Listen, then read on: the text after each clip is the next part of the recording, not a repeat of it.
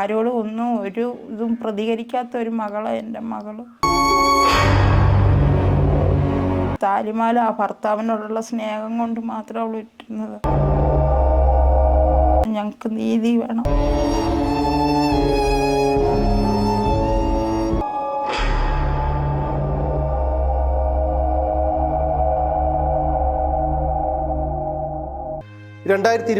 ഫെബ്രുവരി 7 തലസ്ഥാന നഗരമധ്യത്തിലെ അലങ്കാര ചെടികൾ വിൽക്കുന്ന കടയ്ക്കുള്ളിൽ ജീവനക്കാരിയായ യുവതി കുത്തേറ്റ് മരിക്കുന്നു. മരണപ്പെട്ടത് നെടുമങ്ങാട് കരിപ്പൂര് ചാരുവിളക്കോണത്ത് വീട്ടിൽ വിനീതമോൾ എന്ന 37-കാരി. അമ്പലമുക്ക് കുറവൻകോണം റോഡിലുള്ള Taps green tech agri clinic എന്ന സ്ഥാപനത്തിലെ ജീവനക്കാരിയായിരുന്നു വിനീതമോൾ. അന്നൊരു ഞായറാഴ്ചയായിരുന്നു. ലോക്ക്ഡൗൺ നിയന്ത്രണം ഉണ്ടായിരുന്നിട്ടും ചെടികൾക്ക് വെള്ളം നനയ്ക്കാൻ എത്തണമെന്ന കടയുടമ തോമസ് മാമന്റെ നിർദ്ദേശമനുസരിച്ചാണ് അവധി ദിവസമായിട്ടും അന്ന് വിനീത ജോലിക്കെത്തിയത്. അന്നുച്ചയോടുകൂടി ചെടി വാങ്ങാനായി ചിലർ സ്ഥാപനത്തിലെത്തിയിരുന്നു. എന്നാൽ അവിടെ ആരുമുണ്ടായിരുന്നില്ല. ഇതോടെ ചെടി വാങ്ങാനെത്തിയവർ സ്ഥാപനത്തിന്റെ ബോർഡിൽ കണ്ട മൊബൈൽ നമ്പറിൽ കടയുടമയെ വിളിച്ചു. അദ്ദേഹം വിനീതയുടെ മൊബൈലിലേക്ക് വിളിച്ചെങ്കിലും പ്രതികരണമുണ്ടായില്ല. ഇതോടെ കടയുടമ സ്ഥാപനത്തിലെത്തി.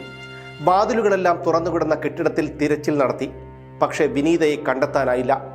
അനിയൻ ലൈനിലെ ARA 105 നമ്പർ വീട്ടിലാണ് ആ സ്ഥാപനം പ്രവർത്തിച്ചിരുന്നത്. കടയുടമ മറ്റൊരു ജീവനക്കാരിയായ സുനിതയെ വിളിച്ചു വരുത്തി. വീടിനകത്തും കാണാത്തതിനാൽ പുറത്തും പരിശോധിച്ചു. ഫലമുണ്ടായില്ല. ഒടുവിൽ വീടിനോട് ചേർന്ന് ഇടതുവശത്തായി ചെടികൾ സൂക്ഷിക്കാനായി നിർമ്മിച്ച ഷെഡിലെത്തി. ചെടിച്ചട്ടികൾ മറഞ്ഞുകിടപ്പുണ്ടായിരുന്നു. അതിനിടയിൽ വല കൊണ്ട് മൂടിയ നിലയിൽ 2 കാലുകൾ പുറത്തേക്ക് നീണ്ടു കിടക്കുന്നത് അവർ കണ്ടു. അത് വിനീതയുടെ മൃതദേഹമായിരുന്നു. അവർ ഉടൻ തന്നെ പോലീസ് കൺട്രോൾ റൂമിൽ വിവരമറിയിച്ചു. City police commissioner G. Sparjan കുമാറും ഡോഗ് സ്ക്വാഡും അടക്കമുള്ള പോലീസ് സംഘം സ്ഥലത്തെത്തി പരിശോധന തുടങ്ങി. സ്ഥാപനത്തിൽ CCTV ക്യാമറ ഉണ്ടായിരുന്നില്ല. അത് പോലീസിന് വെല്ലുവിളിയായി. ആരാണ് വിനീതയെ കൊലപ്പെടുത്തിയത്? എന്തിനാണത് ചെയ്തത്? എങ്ങനെയാണ് പ്രതി പിടിയിലായത്? ആ ചോദ്യങ്ങളുടെ ഉത്തരങ്ങളിലേക്ക്. നെടുമങ്ങാട് കരിപ്പൂര് ചാരുവിളക്കോണത്ത് വീട്ടിൽ വിജയന്റെയും രാഗിണിയുടെയും 3 മക്കളിൽ രണ്ടാമത്തവളായിരുന്നു വിനീത. 2 മക്കളും ഭർത്താവുമായി സന്തോഷത്തോടെ കഴിഞ്ഞിരുന്ന വിനീതയുടെ കുടുംബത്തിൽ വെള്ളിടി വെട്ടിയത് പെട്ടെന്നായിരുന്നു. ബേക്കറി ജീവനക്കാരനായ ഭർത്താവ് സെന്തിൽകുമാർ ഹൃദയാഘാതം മൂലം മരണപ്പെട്ടു. 2020 മാർച്ച് 12 ഇത്. ഇതോടെ തളർന്നുപോയ വിനീത പതിയെ യാഥാർത്ഥ്യത്തിലേക്ക് വന്നു.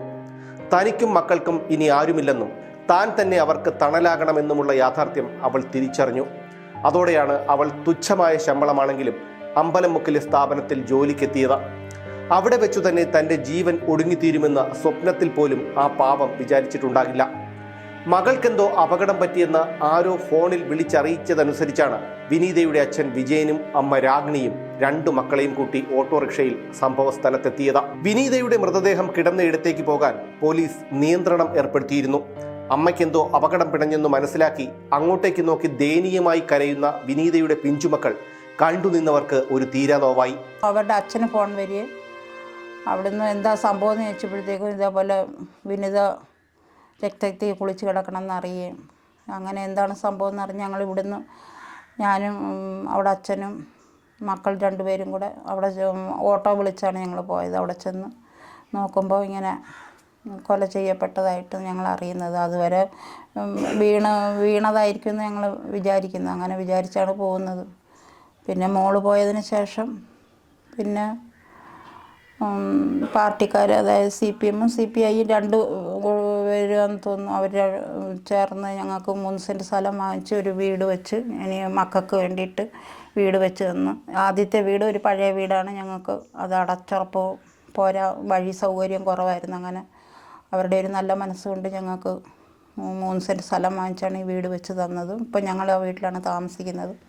പിന്നെ സർക്കാർ ഞങ്ങൾക്കൊരു നല്ല കാര്യം ചെയ്ത് ഞങ്ങൾക്ക് നല്ലൊരു വക്കീലിനെ ആക്കി തന്നു.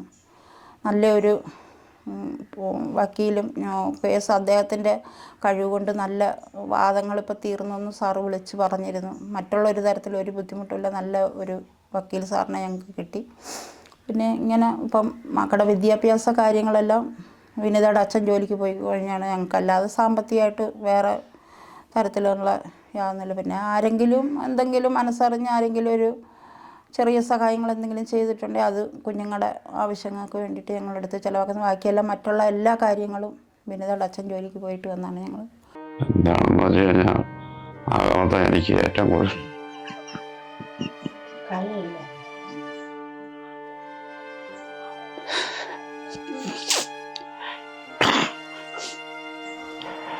ഞങ്ങൾ പറഞ്ഞ് അവിടെ ചെന്നപ്പോൾ പോലീസുകാർ പറഞ്ഞ് കാണണ്ട എന്ന് പറഞ്ഞ് മേളിൽ കയറ്റി വിട്ടു. പിന്നെ എനിക്ക് ഏറ്റവും കൂടുതൽ സ്നേഹമുള്ളൊരു മോളായിരുന്നു. അവർക്ക് 2 മക്കളുണ്ട്.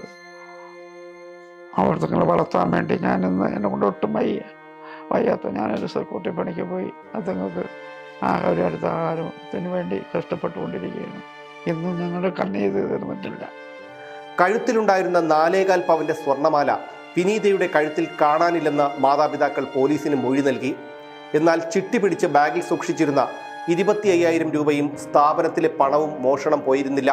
സംഭവ സ്ഥലത്തെത്തിയ പോലീസ് നായ കെട്ടിടത്തിന്റെ ഒഴിഞ്ഞുകിടന്ന പറമ്പിലേക്ക് മതിൽ ചാടിയെത്തി. ദൂരേക്കെങ്ങും പോകാതെ ആ മതിലിനു സമീപം കുറേ നേരം നിന്നു. വിനീത മരിച്ചു കിടന്ന സ്ഥലത്ത് ബലപ്രയോഗം നടന്നതിന്റെ ലക്ഷണങ്ങൾ ഉണ്ടായിരുന്നു. ശരീരത്തിൽ 2 കുത്തുകളും ഒരു വെട്ടുമേറ്റിരുന്നു. കഴുത്തിലേറ്റ ആഴത്തിലുള്ള മുറിവായിരുന്നു അവളുടെ മരണകാരണം. മരണം നടന്ന സ്ഥലത്ത് നിന്ന് ഒരു കത്തി പോലീസ് കണ്ടെടുത്തു. ആ കത്തി കഴുകി വൃത്തിയാക്കിയതിന്റെ ലക്ഷണങ്ങളും ഉണ്ടായിരുന്നു. ലോക്ക്ഡൌൺ നിയന്ത്രണമുള്ള സമയത്ത് തലസ്ഥാന നഗരത്തിന്റെ ഹൃദയഭാഗത്ത് നടന്ന കൊലപാതകം പോലീസിനെ കുറച്ചൊന്നുമല്ല കുഴപ്പിച്ചത്. കിട്ടിയ CCTV ദൃശ്യങ്ങളുടെയും മൊഴികളുടെയും അടിസ്ഥാനത്തിൽ പിറ്റേന്നു തന്നെ പോലീസ് പ്രതിയുടെ രേഖാചിത്രം തയ്യാറാക്കി. കയ്യിൽ ചോരപ്പാടുമായി വിനീത ജോലി ചെയ്തിരുന്ന സ്ഥാപനത്തിൽ നിന്നിറങ്ങി വരുന്ന പ്രതിയുടെ രേഖാചിത്രം പോലീസ് പുറത്തുവിട്ടു. മുട്ടടയിൽ നിന്ന് പ്രതി ഒരു സ്കൂട്ടറിൽ ലിഫ്റ്റ് ചോദിച്ച് കയറുന്നതിൻ്റെ ദൃശ്യങ്ങൾ പോലീസിന് കിട്ടി. ആ സ്കൂട്ടറുകാരനെ കണ്ടെത്തി ചോദ്യം ചെയ്തപ്പോൾ ലിഫ്റ്റ് ചോദിച്ച് കയറിയ ആൾ ഉള്ളൂരിൽ ഇറങ്ങിയതായി വിവരം കിട്ടി. അയാളിൽ നിന്ന് കിട്ടിയ വിവരമനുസരിച്ച് പ്രതി മലയാളിയല്ലെന്ന് പോലീസ് ഉറപ്പിച്ചു. ഇതോടെ അന്യസംസ്ഥാനക്കാരുടെ താമസ സ്ഥലങ്ങൾ പോലീസിന്റെ കർശന നിരീക്ഷണത്തിലായി. പിന്നീട് പ്രതി പേരൂർക്കട ജംഗ്ഷന് സമീപം ഓട്ടോറിക്ഷയിൽ വന്നിറങ്ങുന്നതിൻ്റെ CCTV ദൃശ്യങ്ങൾ പോലീസിന് ലഭിച്ചു. തുടർന്ന് അയാൾ ജോലി ചെയ്തിരുന്ന സ്ഥാപനം പോലീസ് കണ്ടെത്തി. ഒടുവിൽ അന്നു രാത്രി തന്നെ തിരുനെൽവേലി കാവൽ കിണറിലെ ഒരു ലോഡ്ജിൽ നിന്ന് പോലീസ് പ്രതിയെ പിടികൂടി. പേരൂർക്കട കുമാർ ടീ സ്റ്റാളിലെ ജീവനക്കാരനും കാവൽ കിണർ തോവാള വെള്ളമഠം രാജീവ് നഗർ സ്വദേശിയുമായ രാജേന്ദ്രനായിരുന്നു യാതൊരു മുൻ പരിചയവുമില്ലാത്ത വിനീതയുടെ ജീവൻ എടുത്തത്. അതും കേവലം കുറച്ച് സ്വർണത്തിന് വേണ്ടി. അവിടെ ചെന്ന് മോളെ കാണിച്ചില്ല. ഇങ്ങനെ മോളെ ആരോ കൊല ചെയ്തിട്ട് കഴുത്തിൽ താലിച്ചേൻ ഉൾപ്പെടെ 4.5 പവൻ്റെ മാല മാത്രമേ ഉള്ളായിരുന്നു. ആ മാല അവൾ താലി മാലയായിരുന്നു. ഭർത്താവ് മരിച്ചത് കൊണ്ട് അവൾ താലി ഊരാതെ ഇട്ടിരുന്നു ബാക്കി. മാല കണ്ടില്ല. കൊല ചെയ്യപ്പെട്ടെന്ന് അവിടെ ചെന്ന് കഴിഞ്ഞാണ് ഞങ്ങൾ അറിയുന്നത്. 4 ദിവസം കഴിഞ്ഞാണ്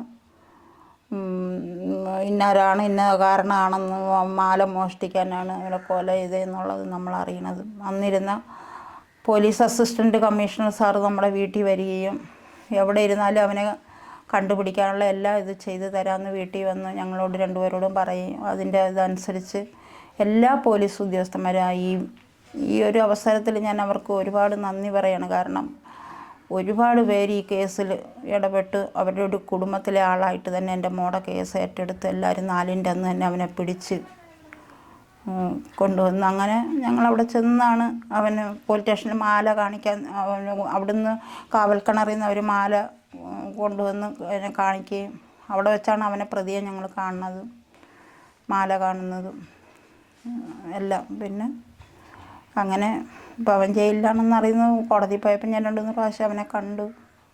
അവനോട് കണ്ടപ്പോൾ ഞാനൊന്ന് മാത്രം പെറ്റമ്മയല്ലേ, അതുകൊണ്ട് ഞാൻ ചോദിച്ചു, എൻ്റെ മോടെ ജീവൻ എനിക്ക് തിരിച്ചു തന്നാൽ മതിയായിരുന്നു. നീ മാല വേണേ കൊണ്ടുപോയിക്കോട്ടെ, എൻ്റെ മോടെ ജീവൻ തിരിച്ചു തരണമായിരുന്നു. അതുമാത്രം ഞാൻ അവനോട് ആവശ്യപ്പെട്ടു. ഇന്ന് 2 കുഞ്ഞുങ്ങളെ വെച്ച് അവരുടെ ഭാവി, അവരുടെ പഠിത്തം എല്ലാം, 2 അച്ഛനും അമ്മയില്ലാത്ത 2 കുട്ടികൾ എവിടെ പോയിരുന്നാലും അനാഥ കുട്ടികൾ എന്നുള്ള ലേബല്. ഇന്ന് ഞങ്ങളുടെ 2 പേരുടെയും കാലശേഷം അതുങ്ങളുടെ ജീവിതം എങ്ങനെയാണെന്ന് ഞങ്ങൾക്ക് അറിഞ്ഞൂടാ. പിന്നെ അവനായിട്ട് എൻ്റെ കുഞ്ഞുങ്ങൾക്ക് എവിടെ പോയിരുന്നാലും, ഒരു സർട്ടിഫിക്കറ്റ് വാങ്ങിക്കാൻ പോയിരുന്നാലും, എവിടെ ആരുടെ മുമ്പിൽ ചെന്നിരുന്നാലും അനാഥ മക്കൾ എന്നുള്ളൊരു ലേബൽ എൻ്റെ കുഞ്ഞുങ്ങൾക്ക് വേണ്ടിയിട്ട് അവൻ ചാർത്തി കൊടുത്തു. അതാണ്. പിന്നെ ഇന്ന് വരെ ഞങ്ങൾക്ക് ദുഃഖം തീർന്നിട്ടില്ല. എൻ്റെ മോടെ നല്ലൊരു വിധി വരണമെന്ന് ഞങ്ങൾ എന്നും ദൈവത്തോട് പ്രാർത്ഥിക്കുക. കുഞ്ഞുങ്ങളെ അനാഥാക്കിയവനല്ലേ അവൻ. മാല എടുത്തിട്ട് എൻ്റെ കുഞ്ഞിനെ ജീവനോടെ തന്നിരുന്നാലും അന്നും ഇന്നും നമ്മൾ പറയണത് തന്നെ.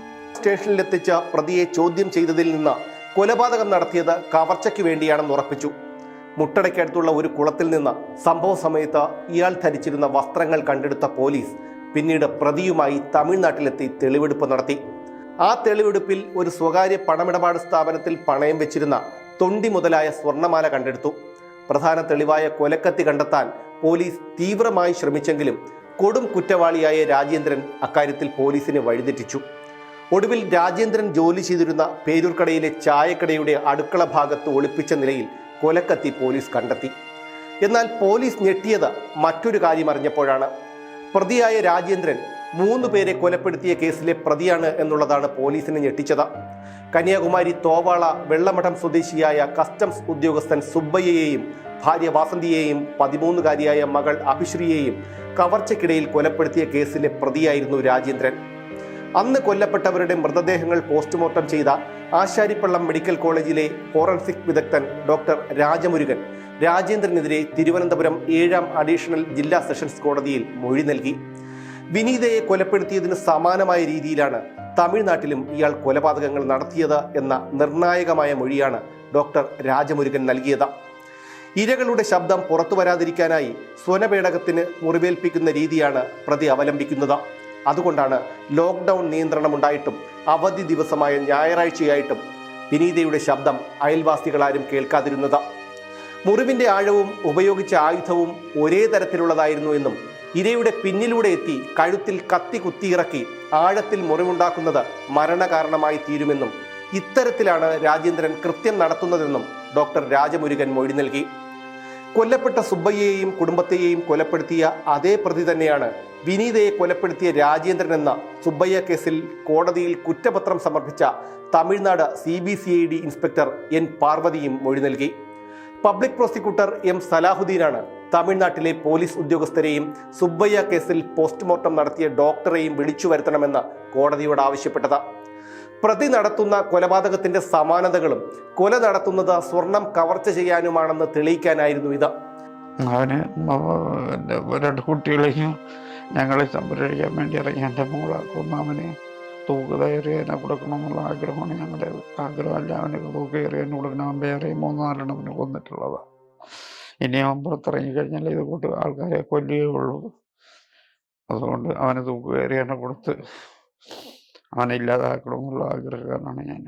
നല്ലൊരു വിധി അവന് കിട്ടണം. ഇനി അവൻ്റെ ആയുസ്സിൽ ഇനി അവൻ വെളിയിൽ ഇറങ്ങരുത്. തിന്ന് കൊഴുത്ത് അവന് അവിടെ കിടക്കാനുള്ള അവസരം കൊടുക്കരുത്. അവനെ തൂക്കി തന്നെ കൊല്ലണം. അവൻ 4 കൊലയോളം ഇതോളം അറിഞ്ഞതാണ്.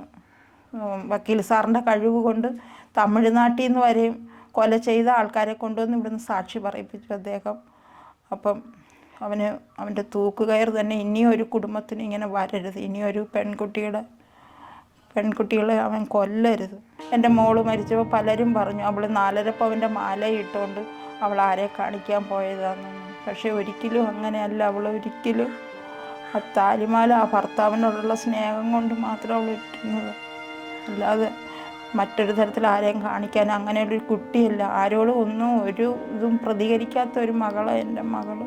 പാവം പിടിച്ചൊരു കുട്ടി. അവളെ അറിയാവുന്ന നാട്ടുകാരും അവളുടെ കൂട്ടുകാരും എല്ലാം അവളെ അറിയാവുന്നവരാരും തന്നെ അവളൊരു അഹങ്കാരിയാണെന്നോ ഒന്നും പറയില്ല. അത്രയ്ക്കും നല്ല കുട്ടിയായിരുന്നു. ഈ സമൂഹത്തോട് പറയുന്നത് ഇനിയൊരു മക്കൾക്കും ഇങ്ങനെ വരരുത്. ഇനിയൊരു അച്ഛനും അമ്മയില്ലാത്ത കുട്ടികൾ, അനാഥ കുട്ടികൾ 10 പേരുടെ മുമ്പിൽ പറയുമ്പോൾ അവർ ജീവിക്കണ്ടേ? ആ ഒരു സങ്കടമാണ് എനിക്ക് ഏറ്റവും കൂടുതൽ. അച്ഛനും അമ്മയും പോയതോടെ അനാഥരായ വിനീതയുടെ മക്കൾക്കിപ്പോൾ 16ഉം 14ഉം വയസ്സുണ്ട്. +1-നും 9ാം ക്ലാസ്സിലും പഠിക്കുന്ന അവരിപ്പോൾ വിനീതയുടെ മാതാപിതാക്കളുടെ സംരക്ഷണയിലാണ്. സ്വന്തമായി വീടില്ലാതിരുന്ന ഇവർ വാടക വീട്ടിലായിരുന്നു താമസിച്ചിരുന്നത്. വിനീതയുടെ മരണശേഷം ഈ കുടുംബത്തിന്റെ ദയനീയാവസ്ഥ കണ്ടറിഞ്ഞ് CPM Pazhakutty local committee 3 saint സ്ഥലം വാങ്ങി അതിൽ വീട് നിർമ്മിച്ചു നൽകി. രോഗിയായ വിനീതയുടെ അച്ഛൻ വിജയൻ മറ്റു നിവൃത്തിയില്ലാത്തതിനാൽ രാത്രികാലത്ത് സെക്യൂരിറ്റി ജീവനക്കാരന്റെ ജോലിക്ക് പോകുന്നു. അതാണിപ്പോൾ ഈ കുടുംബത്തിന്റെ ഏക വരുമാന മാർഗം. ചിലരെങ്കിലും അനാഥർ എന്ന് വിളിക്കുന്ന വിനീതയുടെ മക്കളുടെ ഭാവി തങ്ങളുടെ കാലശേഷം എന്താകുമെന്ന ആശങ്കയിലാണ് നിർഭാഗ്യരായ ഈ അച്ഛനമ്മമാർ. ചില ചോദ്യങ്ങൾ ഉച്ചത്തിൽ പ്രതിധ്വനിക്കുന്നുണ്ട്. നമ്മുടെ നിയമത്തിന്റെ കണ്ണിൽ എന്താണ് വധശിക്ഷയ്ക്ക് അർഹമായ അപൂർവങ്ങളിൽ അപൂർവമായ കുറ്റകൃത്യം? ഒരു നിരപരാധിയെ കൊലപ്പെടുത്തുന്നവനെയും കൊല്ലപ്പെട്ടവന്റെ കുടുംബത്തിന്റെ കൂടി നികുതി പണമെടുത്ത് ജീവപര്യന്തം വർഷങ്ങളോളം തീറ്റിപ്പോറ്റുന്നത് എന്തിനാണ്? എന്ത് സന്ദേശമാണ് ഇതിലൂടെ നിയമം സമൂഹത്തിനും കുറ്റവാളികൾക്കും നൽകുന്നത്? ഇല്ലാതായത് ഒരു കുടുംബത്തിന്റെ അത്താണിയായിരുന്നു, 2 പിഞ്ചു കുഞ്ഞുങ്ങളുടെ പെറ്റമ്മയായിരുന്നു, ഒരച്ഛൻ്റെയും അമ്മയുടെയും അരുമ മകളായിരുന്നു. ഭർത്താവ് മരിച്ച് 2 വർഷം തികയാൻ 1 മാസം ബാക്കി നിൽക്കുമ്പോഴാണ് വിനീതയും കൊല്ലപ്പെടുന്നത്. നിയമത്തിന്റെ കണ്ണിൽ ഈ കേസ് അപൂർവങ്ങളിൽ അപൂർവമല്ലാത്തതായിരിക്കാം. അതുകൊണ്ട് തന്നെ രാജേന്ദ്രൻ എന്നെങ്കിലും പുറത്തിറങ്ങും. സുബ്ബയ്യയുടെയും വാസന്തിയുടെയും അഭിശ്രീയുടെയും വിനീതയുടെയും സ്ഥാനത്ത് അന്ന് മറ്റേതെങ്കിലും ഒരു നിരപരാധിയായിരിക്കാം. അന്നും നിയമത്തിന്റെ കണ്ണിൽ ആ കുറ്റം അപൂർവങ്ങളിൽ അപൂർവമല്ലായിരിക്കും. ഓരോ ജീവിതവും ഓരോ കഥകളാണ്, വേറിട്ട കഥകളുടെ ഒരു കൂട്ടായ്മ. വേണമെങ്കിൽ നമുക്കതിനെ ഒരു നോവലെന്ന് പേരിടാം. അതുപോലൊരു നോവലല്ലേ നിങ്ങളുടെ ജീവിതവും? എന്താ, ശരിയല്ലേ? നിങ്ങളുടെ അനുഭവങ്ങൾ, കഥകൾ എന്തുമായിക്കൊള്ളട്ടെ, അത് കേൾക്കാൻ DNA ന്യൂസിലൂടെ ഞാൻ എത്തുന്നു. കഥ പോലൊരു ജീവിതം, അതിനായി ഞാൻ നിങ്ങൾക്ക് വേണ്ടി കാത്തിരിക്കുന്നു. നമുക്ക് ഒന്നിച്ച് കാണാം, കുറേ കാര്യങ്ങൾ സംസാരിക്കാം, വേദനകൾ പങ്കിടാം. നിങ്ങളുടെ വിഷയങ്ങൾ, അനുഭവങ്ങൾ അത് ഞങ്ങളെ അറിയിക്കേണ്ട വിലാസം താഴെ കൊടുക്കുന്നു.